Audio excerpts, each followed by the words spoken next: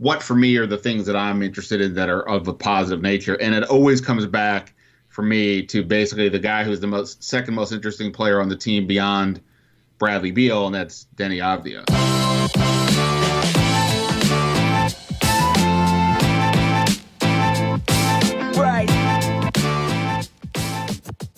But really quick, before I begin, smash the like button for the YouTube algorithm. It seriously makes a huge difference in my videos. That way, YouTube knows to recommend this video to a brand new audience who can also smash the like button. So thank you so much for doing that, and let's begin. Okay, what positive things can I say about this team? More to the point, what for me are the things that I'm interested in that are of a positive nature? And it always comes back for me to basically the guy who's the second most interesting player on the team beyond Bradley Beal, and that's Deni Avdija.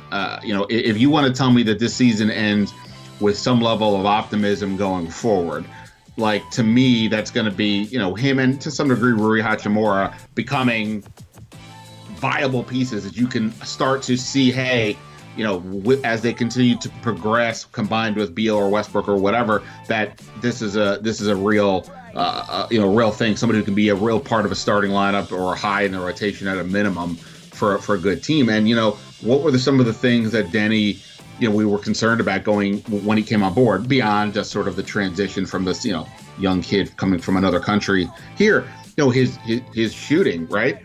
I mean, dude's killing it from three. He's shooting way over 40%. I mean, there's only a handful of rookies. I mean, a literal small handful of rookies making a higher percentage of threes. One of them, Tyrese Halliburton, obviously, who they didn't take, but we're going to say positive.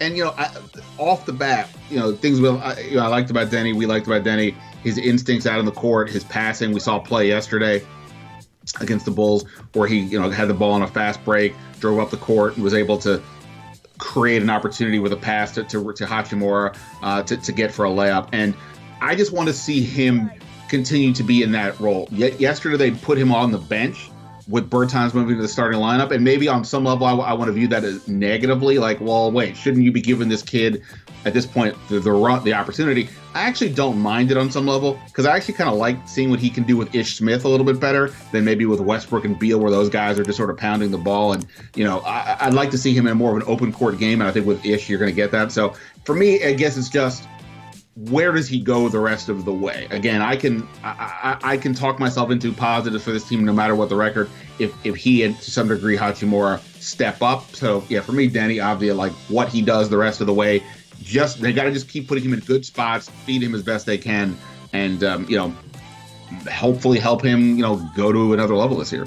He was good last night against Chicago. I mean, he got pulled from the starting lineup. I thought he handled it well.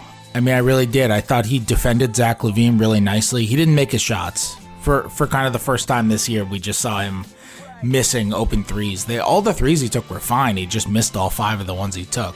He's still shooting a good percentage on the year. But he defended really well, I thought. Did a really good job on Zach LaVine. I think he's going to become a really nice defender. I think that's going to be really good for them. He's gonna play both sides of the floor. He moves his feet well.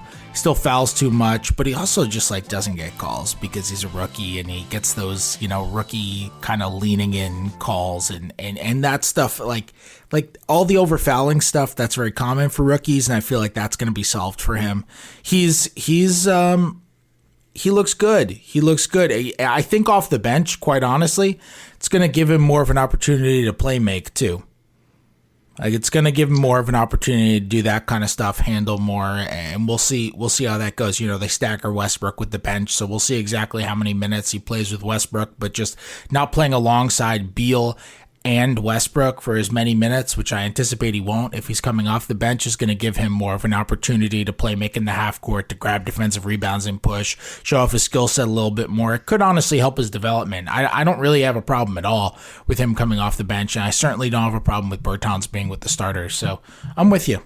Yeah, I mean, like I said, I just think that's, when I watch the Wizards play, whether it's the rare win last night or at the 30-point blowout, it's that level of how he develops, is to me as important as almost anything else, because that's where, Washington's gonna, if they're gonna improve, it's gonna be with these young guys on top of Beal and Westbrook. And obviously a lot goes into how ownership logically should view what Tommy Shepard's doing. He's drafting these guys, and if there's no signs of, if it's not looking good, that's not good for Tommy Shepard. But if it is, then obviously that gives you more of a reason to think, hey, we're heading in the right direction, record aside, because we're bringing in some good young players.